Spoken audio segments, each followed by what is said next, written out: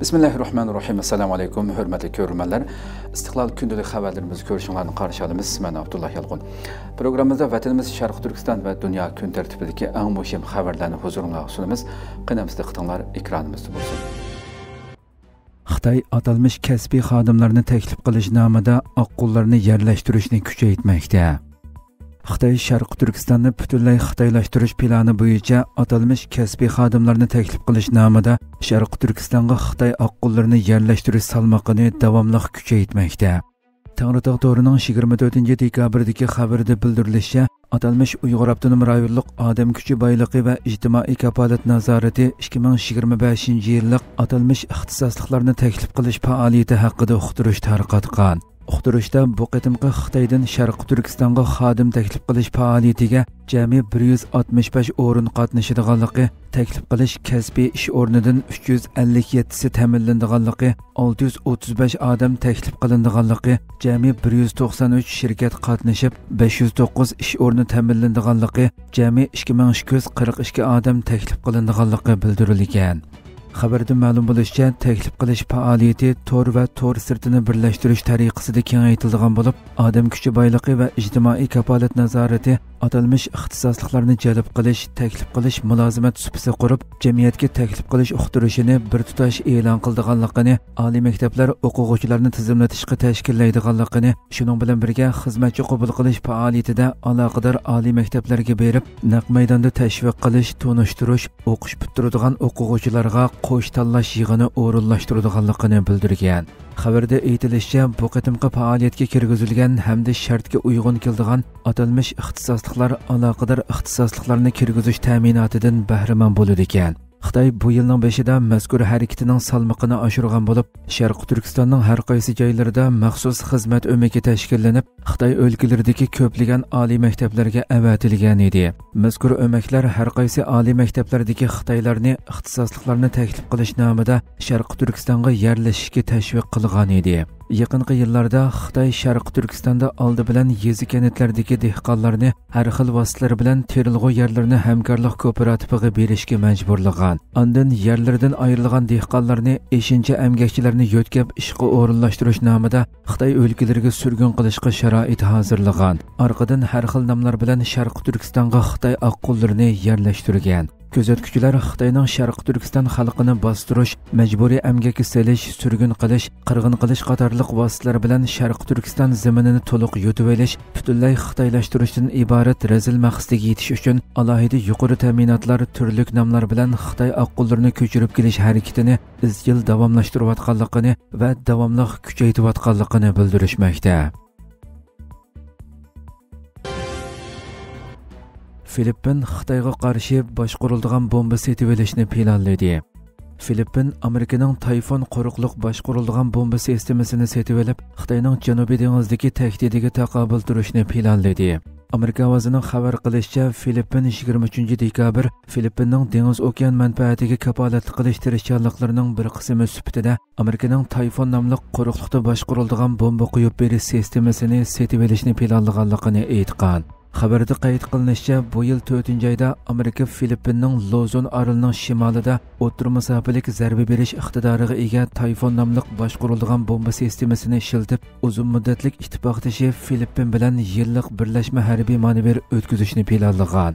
Bu so'g'uq munosabatlar urushidan keyin Amerikaning Osiyoda tunji qatim o'tir masofalik boshqariladigan bomba sistemasi o'rinlashtirishi bo'lib, bu harakatning rayon bexatarligiga foydasi bo'lishini umid qilgan. Manevr oxirlashgandan keyin Amerika boshqariladigan bomba sistemasini Filippinda qoldirib qo'yishni qaror qilgan. Navbatda Xitoy bu masalada Amerikani ayblab, Amerikaning bu harakatining Osiyoda muqimsizlikni keltirib chiqaradiganligini, Amerikaning bir taraflama harbiy ustunlik holatini shakllantirib, Xitoyning ishga oldida yangi qoral o'rinlashtirganligini bildirgan.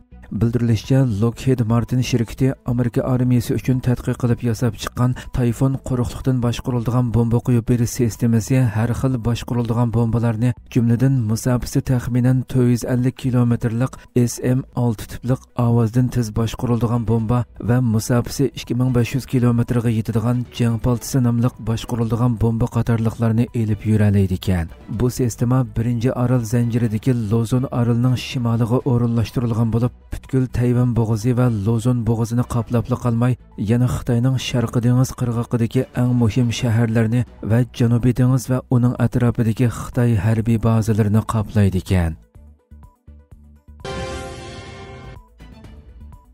Hamas Isroiliyaning tutqunlarning hayotini xavfga yettirayotganligini bildirdi. Palestin qarshilik ko'rsatish harakati Hamasning harbiy qismi Izzuddin al-Qassam Isroiliya armiyasining quruqlikdan hujum qilayotgan G'azzadagi rayonlarda ilgirlashni to'xtatmasa, ba'zi tutqunlarning xavfga uchraydiganligini bildirdi. Turkiya Ovoz radiosining xabarida bildirilishicha, Izzuddin al-Qassam brigadasi bayonotchisi Abu Ubayda ommaviy o'rtoqlashish to'rbati Telegram sahifasida bu haqda videolik bayonot e'lon qilib, mujohidlarimizning qahramonliklari va G'azzaning shimolida ko'rsatgan fidokorliklari dunyodagi barliq erkin insonlar uchun ilhom beradigan bir misoldir. Ba'zi tutqunlarning hayoti ishg'oliyatchi armiyaning hujumiga uchrayotgan rayonlarda 100 metrlab ilgirlashiga bog'liq degan. Al-Qassam brigadasi 14 dekabr Isroiliya armiyasining G'azza rayonida Isroiliyalik tutqunlar turayotgan bir joyni qasddan bombardimon qilganligini va ularning o'lganligiga kafolatlik qilish uchun shu joyni qayta bombardimon qilganligini oshkorlagan edi. Navbatda Isroiliya turmalarida 10 mingdan ortiq falastinlik tutqun yetayotgan bo'lib, G'azza rayonida 101 Isroiliyalik tutqunning borligi mo'ljallanmoqda. Isroiliyaning Haaretz gazetining xabar qilishicha, taxminan 800 Isroiliyalik askarning oilasi Netanyahuga Tel Aviv bilan Hamas o'rtasidagi asir almashtirish va G'azza hujumlari haqida xat yo'llagan. Mazkur xatda Netanyahu siyosiy va shaxsiy manfaatlari uchun G'azzaga qaratilgan hujumlarni davomlashtirish bilan ayblanib, sizning tutqunlar va askarlar bilan koringiz bo'lmayotganligingiz ilgari surilmoqda.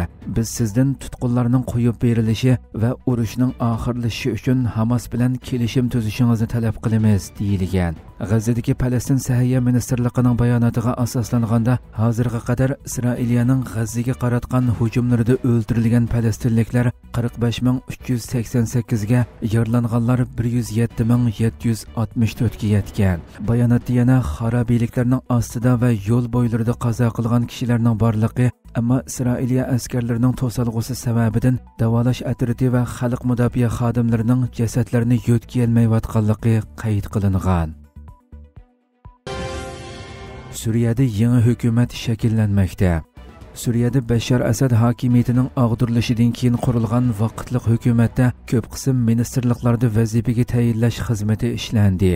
Suriyadagi vaqtli hukumat manbalari yangi hukumatdagi vazifa taqsimotining asosiy jihatdan tamomlanganligini, ammo ehtiyojga qarab yangi ministrliklarning qurilib vazifaga tayinlash xizmatlarining ishlanishi mumkinligini qayd qildi. Hozirgi vazifa taqsimotida Ahmadushar Javlani yangi hukumatning rahbari, Muhammad al-Bashir bosh ministr va Asad Hasan Shaybani tashqi ishlar ministri sifatida vazifaga tayinlandi. Navbatda Iordaniya hukumati Suriyani elektr va yiqilg'u bilan ta'minlashga tayyor ekanligini e'lon qilgan bo'lib, Iordaniya energiya va tabiiy boyliqlar vaziri Salih Ali Hamid ministrlar kengashi yig'inida Suriyaning energiya ehtiyoji masalasini o'tirg'a qo'ygan. U Suriyaning energiya ehtiyojining bir qismini ta'minlashga tayyor ekanligini, elektr stansiyalarining ahvolini tekshirish uchun Suriyaga texnika guruhi avatadiganligini qayd qilgan. Bosh vazir Ja'far Hasan Suriyaning zamin butunligi va egilik huquqini qo'g'dab, bexatarlik va muqimlikning o'rnatilishini umid qilganligini, Suriyaning bexatarligi va muqimligining Iordaniyaning muqimligi taraqqiyoti uchun muhim ekanligini ta'kidlagan va Suriyaga sahiya qatnash, transport, energiya va suv bilan ta'minlash jihatlarida yordam berishga tayyor ekanligini eskartgan. U tashqi ishlar vaziri Ayman as-Safadining Damashqda Suriya yangi hukumatining boshlig'i Ahmadushar bilan ko'rishganligini eskartib, ko'rishishning ijobiy va unumli bo'lganligini qayd qilgan. Hurmatli ko'ruvchilarimiz, shuna qilib bugungi xabarlarimiz mush yerda oxirlashdi. Atigi programmamizni ko'rishguncha omon bo'linglar. Assalomu alaykum va rahmatulloh.